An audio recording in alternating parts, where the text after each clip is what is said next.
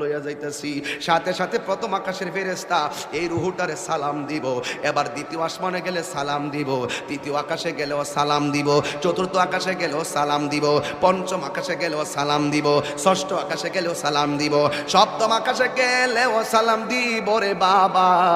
এবার যাওয়ার পরে আমার আল্লাহ ডাক দিয়া কয়, ও ফেরেশতা আর সামনে নিস না, আমি আল্লাহ ইমানদারের জন্য একটা বাড়ি বানাইছি। আর সামনে নিস না গো, আমি আল্লাহ একটা বাড়ি বানাইছি। কই বাড়িটার নাম কি? বাড়ির নাম হলো, কোরআনের ভাষায় হলো ইল্লিন। এই রুহুটারে ইল্লিনে রাইখা দে, আর এই দিক দিয়া বাড়ি উড়ার এই আমার বাবার বডিটারে বাইন্ডিং করবার লাইগা বাড়ি উড়ার দোকান থেকে সাদা কাপড় আইনা বডিটারে বাইন্ডিং করলো। মানুষ আইব রে, এক নজর দকিতে মানুষ আইব রে। বিষয়টা দিছেন খুব কঠিন। মানুষ আইব রে, এক নজর দেখিতে মানুষ আইব রে। দেহ কাচার অচিন পাখি, দেহ কাচার ও চিন পাখি উইরা যেদিন যাইব রে, এক নজর দেখিতে মানুষ আইব রে।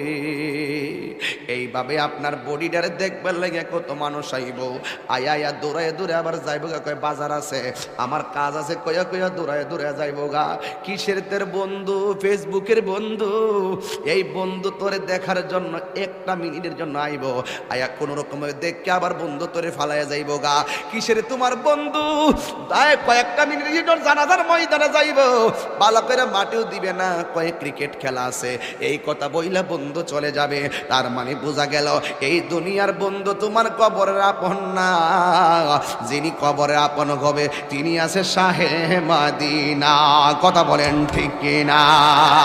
হাত তুলে বলো ঠিক কিনা বলো। আমার নবী কবর আসার ক্ষমতা আছে না? না।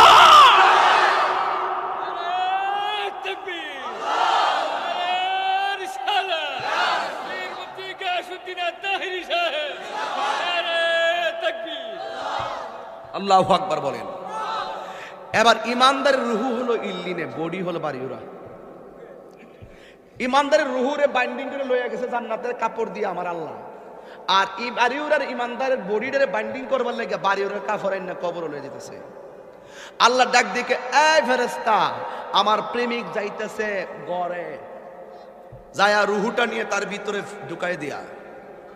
কবরে তো দুইজন ফেরেশতা আইবা, আমি তো তিনজন আইব। ওই একজন আয়া রুহু দিয়ে যাইব গা, দুইজন আয়া প্রশ্ন করবো, জোরে কর না সুবহানাল্লাহ। সপ্তাহ কোন যাইতো না। এবার ওই কবরের ভিতরে ইমানদারের প্রশ্ন করব তিনটা। কয়টা? রসুল বলেন, মৃত্যু যেমন সুখ, মৃত্যু যেমন দুঃখ, কবরও তেমন দুঃখ, কবরও তেমন সুখ, হাসরও তেমন সুখ, হাসরও তেমন দুঃখ। দুঃখের রাস্তা, সুখের রাস্তা, আমরা চাইব কোন রাস্তা? তো সুখের রাস্তা চাইলে তো সুখের কাজ করা লাগবে। কারো কারো জীবনে দুঃখগুলি সুখ হয় না, আহমদ সে সুখের, নূর নবী সে সুখের আলো।